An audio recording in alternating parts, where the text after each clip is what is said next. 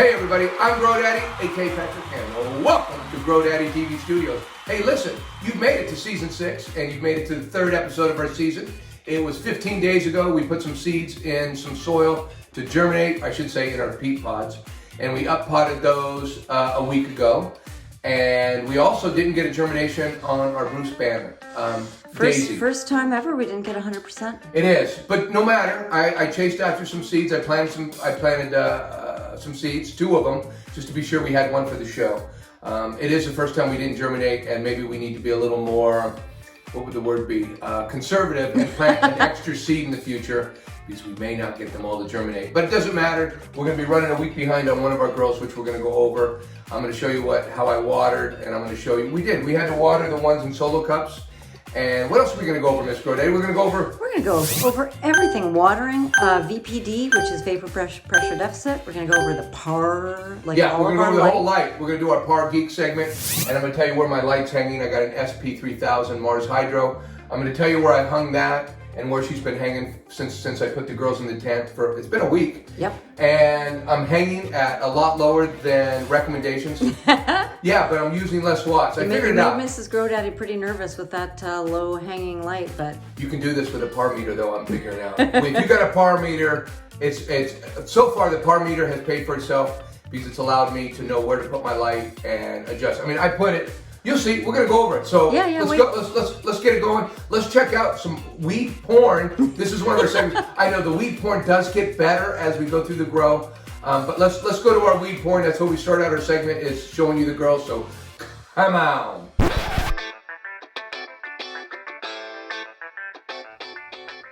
All right, you guys have made it to our weed porn segment, and I guarantee the weed porn gets better when they start flowering. But you know what? We get some good shots while they're in veg, and I know they're seedlings, but what the heck? This is what we do, and this is what we show you. Let's get to it and show you some weed porn. Let me introduce you to all the girls up close. But first, you can see the difference here, right? We've got 1, 2, 3 ones that have been growing for a week longer. And as you can see, little Daisy. Let's take a look at little seedling Daisy. This is Daisy. She just got put in a solo cup yesterday and with some moist soil. I haven't watered her, so I just put in moist soil and we'll just wait until she dries that cup out before we water again. I mean, how foolproof is that, huh? Daisy is Bruce Banner, and I'm growing her out because I grew her a couple grows ago. We got over 6 ounces off of the runt, which was a Bruce Banner, if you want to look her up. Her terps and the flavors that came off of her were just unbelievable. I really loved her. She was special, and hopefully the genetics will give me another terpy, Bruce Banner number 3, because she was really good. All right, hey, let's take a little closer look at Lily. She is our mango merengue. I think we're probably pronouncing that right this time. Mango merengue. I know, I thought it was meringue, but it's forget about it. Merengue. Merengue. And she's looking just as good as her 3 sisters in the tent. I call them sisters even though they're not genetically related. But this is 1 week of sitting in the solo cup after germination. As you can see, she is looking really healthy, just soaking up what she can, and she's looking good. She's a beautiful looking mango merengue from Canuk seeds. Looking good. All right, now let's take a good look at Poppy. Poppy is, well, she's my super skunk. And what can I say? I grew her out last grow, and she ended up not being a super skunk because there was no skunky terps, no skunky flavor. So the company over at True North sent me some more seeds from, I think they were, what were they? They were Quebec seeds, and they were wrong. So they sent me some more seeds graciously, and now I'm trying to grow out another I'm trying to grow it out, and hopefully she's a super skunk. She looks just as nice. She's a little twisted. Her leaves are a little twisted compared to the other 2. I don't know why, but they're a little twisted. Just, it is what it is. These things come up, they can look a little damaged. They don't look damaged, they just look a little weird. You don't know these seedlings. Look at it. They're like little children with their own personalities. That's right. She'll grow out of it. She'll grow out of it. Yeah, she will definitely grow out of it. Okay, look at that. There's Rosy. Rosy is our strawberry banana cream cheese from Canuk seeds. Strawberry banana cheese. Strawberry banana cheese. And she look at her. Out of all of them, though, her leaves look absolutely perfect. Out of the 3 we've looked at, she's just perfectly formed. in every way. And as you can see, they're all the same height. So they've all stretched up to the light where they want to be. So you know they're getting the perfect amount of light because they're getting what they want. If they wanted more light, they would stretch up more. And to be honest with you, we don't want them stretching any more than that right now. We really don't, because the stems are very thin and they'll end up leaning over. So we've got our light adjusted at the right height. We're going to go over that in our par segment, you know, what we've done for light and to make sure we have the right light on. But needless to say, Rosy's looking beautiful. Out of all of them, if we're looking for perfection, her leaves are perfect. They're not scrumpled, or they just look like they've been laying in a book. They're so perfect. Yeah, and she's beautiful. So there's our Rosy. Come on. Okay, guys, this is kind of our watering segment. I think we're throwing it in because, you know, water and what we put in the water is very important. And so we decided to do a little segment about it. And we'll start off with the Bruce Banner, the daisy. I upplanted her yesterday from a little pod. And if you watched our videos before, I put in wet soil, not soaking wet, not just moist. I put in wet soil, and she's going to not get watered, and didn't get watered after I planted her. I will leave her in there just to until she needs water. Her roots are gonna kind of reach out for that, right? It will. It'll reach out and help dry up the cup. And when the cup's dry, you can almost pick up the cup. You can see that it's dry on top, and then you'll be able to pick up the cup to see how light it is. And let me just demonstrate. I watered these. I watered all 3 of these 2 days ago for the first time. So they went 5 days, like this one right here. I planted them in some wet soil, and they went 5 days before I had to give them any water. And so I gave them water 2 days ago, and they're already drinking up pretty quick. I can see it's gonna be 3 days now. I can see I'm probably gonna have to water these tomorrow, which will be 3 days. And when I water these for the first time, because I didn't water them before, right? So for the first time, all I did was I ran a lot of water through them and made sure that they were soaking wet, right? And then you let them drain. And then I let them drain, right? They all have drains on the bottom. I let them drain, and well, here they are today, and they're soaking. Oh, this one's really so light. Much bigger. They are. Well, look at them. That's a week difference in between this Yeah. one. It's about 6 or 7 days difference. So during our watering segment, you also talk about what you put in the water. Oh, that's right. You know what? We did notice when I opened up my Happy Frog, because that's what I put these in, was Happy Frog. Soil. There were some gnats, and we did see, in fact, I saw one gnat flying around here today. So, yeah, I know, it's the gnat problem, but I'm not going to have a problem this time because I learned all about the dunks, on how to use mosquito dunks. And, well, what can I say? I took some bottled water, I threw a mosquito dunk in it, and I let it sit for a few days. I didn't get any readings or anything, but I know it gave me quite a bit because I put it in such a small amount of water and let it sit for a few days. I'm not really scared of too much as I am not enough of the mosquito dunk sitting in water. Because your kind of big complaint about what you find on the internet, it just says, oh, just throw them in the water overnight, and then, you know, and that does not work. No, I found one mosquito dunk in 4 or 5 gallons of water for about a week. You know, it takes before it has enough BTI in it, and BTI is the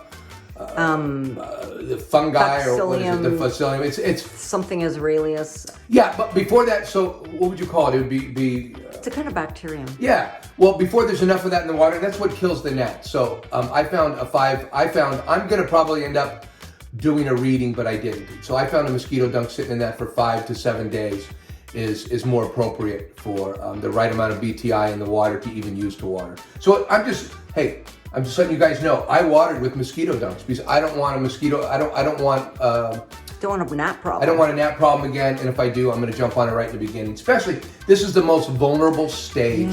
Yeah, this is because the gnats go after the roots. But the mycelium that grows, is that what it's called, mycelium? I think there's cilia, I don't know. Cilia, something, you know, what grows on the roots, those little hairs.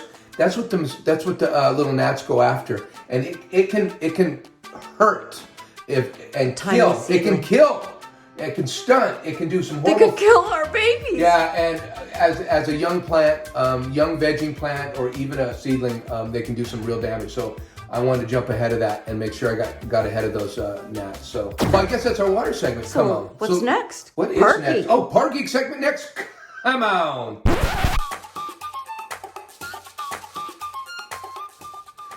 All right, hey guys, you guys made it to our Par Geek segment, my favorite segment. I learned so much about lights when we did this segment last episode. I think it's great because if I'm learning, that means somebody else is learning too. So, first of all, this is our...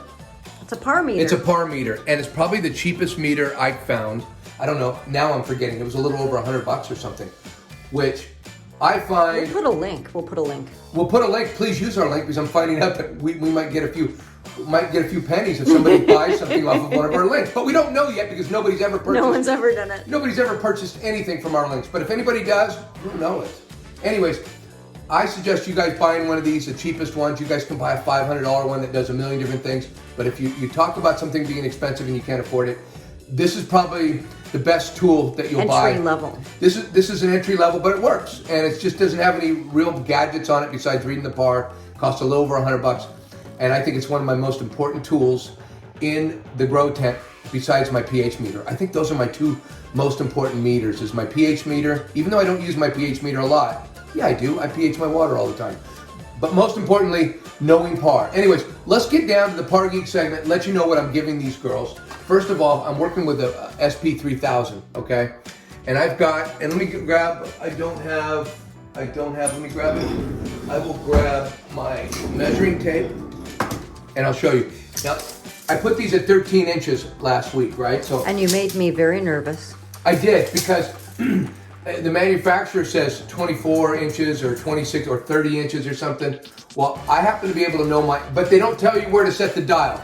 So if you're somebody that doesn't know a lot about, or you're new to the grow, you're gonna read that and go, well, where do I put my dial? Where do I put everything? I'm telling you where to do it, okay? I wish they did it, the manufacturers did it and gave us some idea. I guess they can't really do it because all their lights are different. Yeah, and what I mean by different is, this dial that dims them up and down, it's different on everybody's light. I got an SP3000 next door, same light, different settings where you put the light. It'll give you different par. So it's really important. What I like to think of is, if you want to follow me, or there's a couple different reasons for getting one, and I should have grabbed one from the wall, but it goes... A watt meter. It's a watt meter, and it goes... We'll put a link to that too. We'll put a link to that too, and it goes... My light goes into that, it goes into the wall, and I can read the watts that I'm taking. Yeah, it measures how much electricity you're drawing. Yeah, and I've got one on each plug, so I don't have to keep on moving it around. I can just look over here and go, oh, 45, right now, 45.9 watts are the watts that I'm getting out of the wall to this. Why even bother telling you where I have it on the setting, right? But I will tell you, I have it at 49 watts. Well, let's just say 50. It's 49 oh no, wait a minute, 45.9. So let's just say 46 watts. And here's where it's hanging in the tent, okay? It is hanging, 12 inches. You think you want to raise it up a little? No, because I'll tell you what's going on. Okay, I originally hung it at 13 inches. So these things have come up another half an inch, okay? Because I put it at 200 watts, right? Or 200 par. You know, I look at my par meter. Let's see where we're at. We're probably still at 200 watts or somewhere. 200 par. 200 par? Let's see what you got there. 205. Slightly higher, okay? 205. And then down here, what do we got? It's not much difference. It's 197 down here. Well, and also, you know, seedlings, they want between, it says 1 and 300 par, right? Right, but we found from our last grow that they really like 200 par. Mm-hmm. I mean, seedlings, because what seedlings will tell you real quick is if they're not getting enough light, they will start stretching up to the light. And they get spindly. Well, what happens is they get heavy on the top and the stem will not hold them up. So, you know, you'll see people with toothpicks and different things holding them up. The truth of it is, if you got the light adjusted right, it won't move past what it needs to. And my plants are telling me that 200... Wait a second. Yeah? How do you know? How do I... Oh, you're going to have me do that? Well, you can't really tell at this stage. But she's going to make me do it. She's going to make me do it anyway. Maybe because they're little. If your plants want more light, they tend to, you know, be up here, right? They tend to be doing this, praying, they call it. If they're happy, they're kind of flat. And if they're getting away from the light, they're going to be down. If their leaves are pointing down, you gotta like raise up the height, or turn down the dimmer switch because they're getting too much. And as you can see, they're all pretty flat. And they've moved, Yeah. they've actually grown up to the light, so they're getting exactly what they want. Yeah, it's a really good thing to see. If I had it on higher, they wouldn't be growing up to the light, and they might be actually getting a little bit curled. Well, and I wouldn't even say curled, I'd say stunted maybe a little bit. Because I happen to know that these guys are getting exactly what they want because they grow up to it. Anyways, she's a little behind them, and they're all at about 200 watts, even though she's a half an inch she's a half an inch underneath them. And we didn't really calculate the DLI this time. No, I know what it is though. What is it? Well, because it's the same thing. It is. The DLI is 13. This might be a good time to just explain what is DLI. Oh, DLI?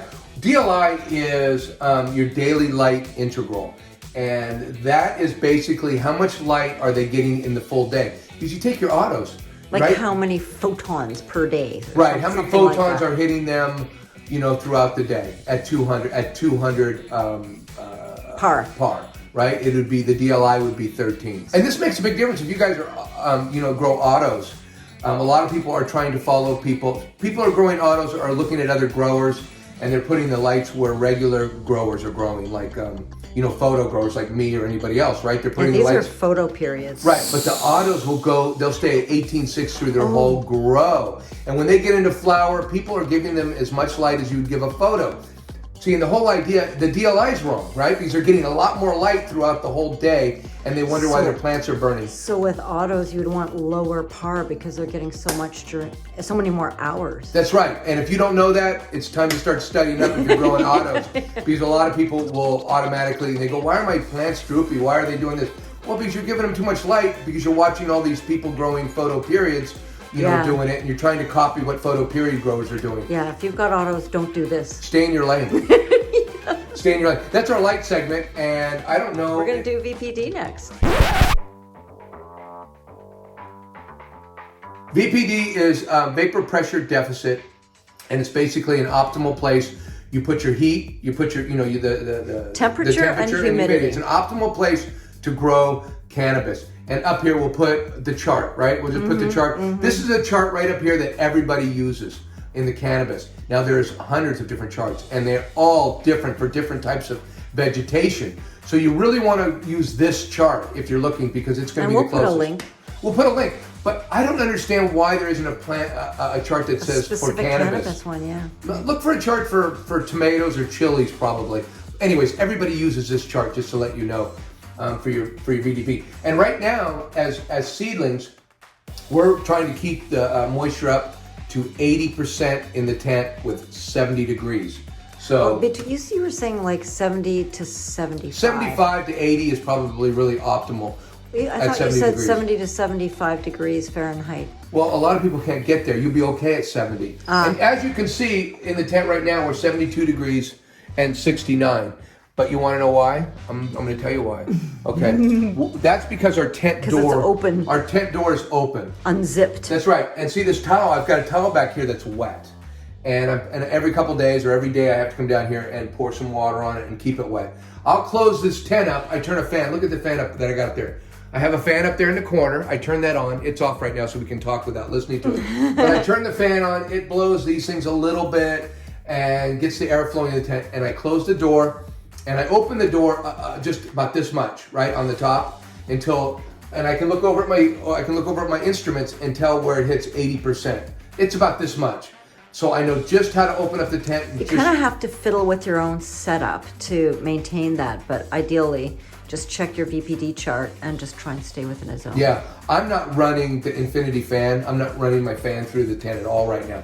I'm just running the fan at the top to get some air movement inside the tent. Just kind of a basic little fan, right? Yeah, but I'm not changing the air with my inline yet, because even the first setting will exchange the air so fast that I can't keep the humidity up to 80. So you've got to kind of fiddle with things to adjust, your humidity and your temperatures. Temperature is easy for us. I'm in a nice enclosed bedroom, a nice enclosed room. It's not a bedroom. Did I say bedroom? It's a studio. It's a TV studio. God damn it. It is Bro Daddy TV studio, and it's not a bedroom. It's a studio. But it is airtight in here. I mean, all the doors and everything are just sealed. And I don't know what my point was to that besides saying, oh, I have a very controlled environment. That was my thing. I have a very controlled environment, and this is what we call a lung room. A lung room, that's what they call it. Yeah, this is a lung room. Yeah, I don't take any of my air and go out of this room or bring any air in from another room. When things get hot in here during flower, I have to keep my door wrapped. I keep it open a little bit just to get some new air in there and some colder air in there because it'll get you. This is just a self-contained room that's really well insulated. Anyways, perfect. I think that's it for the show. I guess so. You just gotta make sure everyone likes and subscribes. That's right. So don't forget to hit the bell up here and get your notifications, and then of course, subscribe right here. Subscribe. hit it, smash it, subscribe. Come back and check out the show. Don't forget to like because I'll tell you what, it's all about the likes for us. Makes us happy. Dopamines. Please give us some dopamine. We need it. And share. If you got somebody to share it with, please. Somebody that's growing or wants to grow. Periods. I think this is a great place for people to start with an organic. We're basically using soil and water. It isn't complicated, and we're going to grow out some nice plants. And it isn't going to be complicated. Anybody can do this. That's what this is all about. Anybody. There's no secrets. I'm telling you all the mistakes I make and all the things I do right. These are the same 4 plants I start with. They're the same 4 plants I'll end with. If I screw one of them up, you're going to see everything in this tent. These things got names. We know who they are. We know where to find them. And they're all going to be right here. Hey, this is our fun little show. Hope you guys like it. Don't forget to stick around for some bloopers at the end because they're always fun. Love you guys. Come on. Well, why don't we just roll? Okay. We'll just roll. VDP in this tent. VPD. There's no debauchery. There's no debauchery. There's not. That's the wrong word. What's the word?